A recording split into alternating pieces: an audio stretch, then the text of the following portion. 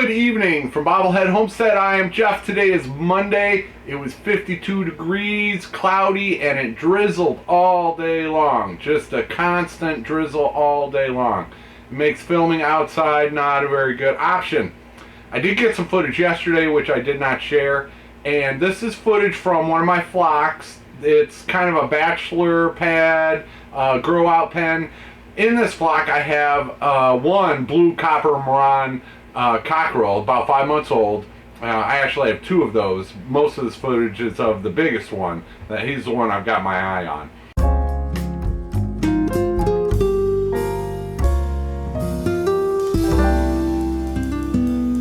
Also in this flock, I've got a black copper Marans Cockerel, and I have a blue and a black copper Marans pullet, and I have a splash copper Marans pullet. And the leghorns are also in there, and some Welsumers are also in there, and two white and true blues are also in there. But yeah, I wanted to point out this blue copper Marans Cockerel. He's a big boy, and he's about the same age. I got those other black copper Marans a couple weeks ago, one cockerel and 7 pullets. Well, this blue copper Marans Cockerel I want to put in with those black copper Marans pullets.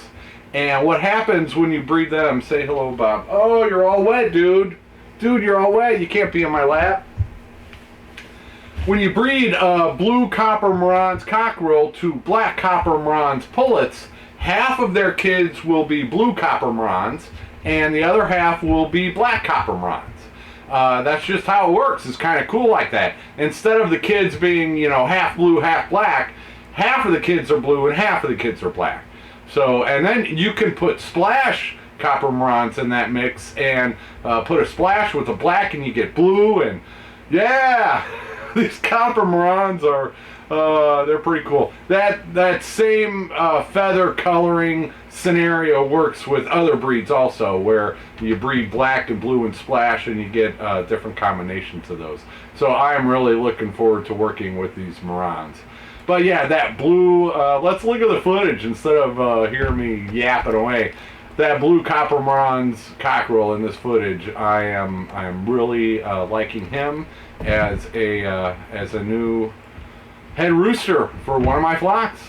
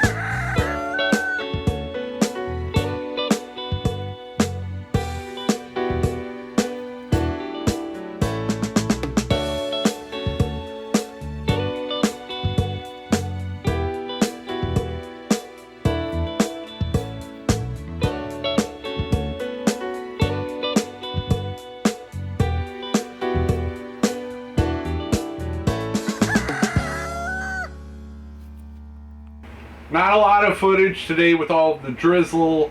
What I did do is yesterday there were 3 baby chicks that got, I took them out of the incubator and I put them in with the 2 baby chicks that had hatched a couple days ago. And I put leg bands on the 2 that had previously hatched and the 3 that hatched yesterday. And then today there were 6 that I moved from the incubator in with the other flock, and I got leg bands all of those. So the 2 that hatched a couple days ago, those are purebred white and 2 blues.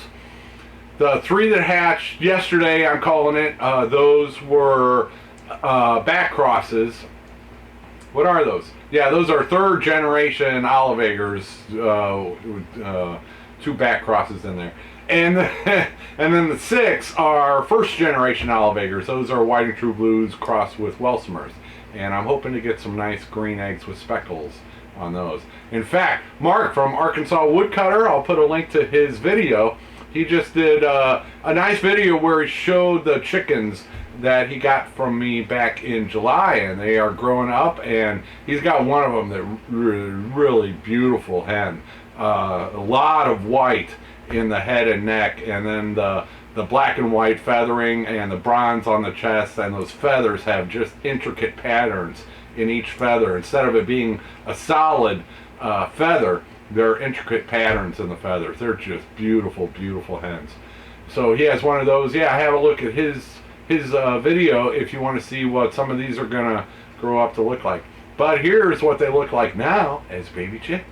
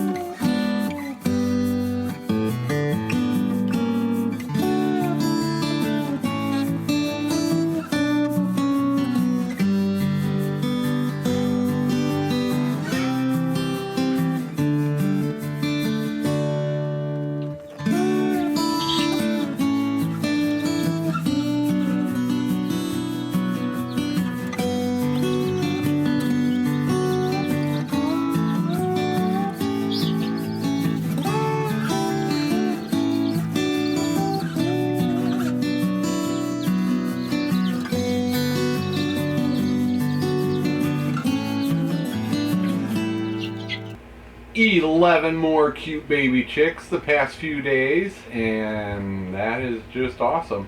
The Whiting True Blues will go into my breeding program.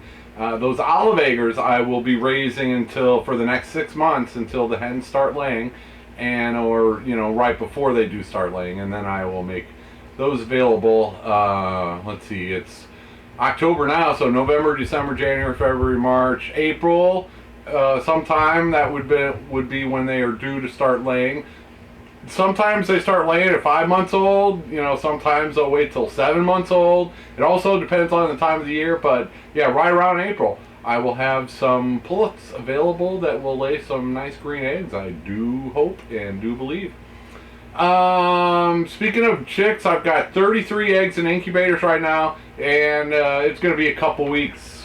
Let me check. I've got my spreadsheet open right here. I think it is the 5th. November 5th is when the next batch is due to hatch. There were 20 eggs that went in there, and I don't know how many of those will actually hatch. I had a pretty good rate this time. The 2 Whiting True Blues, those were 2 of 6 eggs that hatch. That's not too great. But the olive eggers, there were 14 eggs, and 9 of the 14 eggs hatched. So, 11 out of 20 total? Yeah, it's more than 50%. And a lot of these eggs, they're definitely older than 3 days, because I just don't have enough hens right now to put them in an incubator within 3 days of them being laid. Okay, enough about that. Yeah, chickens.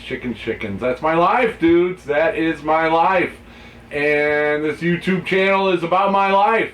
If you don't like chickens, I'm sorry. I'm sorry. Okay, thank you for watching. Thanks for the opportunity to raise all these really cool baby chicks. And I get to play with baby chicks almost every single day. Pretty darn cool. Take her easy, everybody.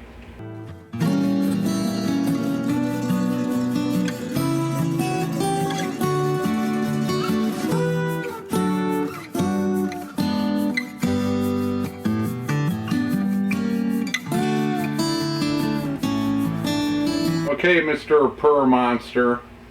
He just watch. I'm gonna put him down, and by the time I get done talking, he'll be right back up here in my lap.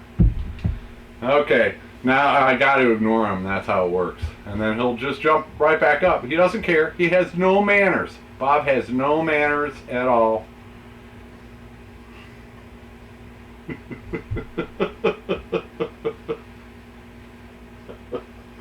No manners, Bob. You have no manners, dude. We can do this all night long, and he'll just keep coming right back up. Doesn't matter how many times I kick him off, he keeps coming right back off.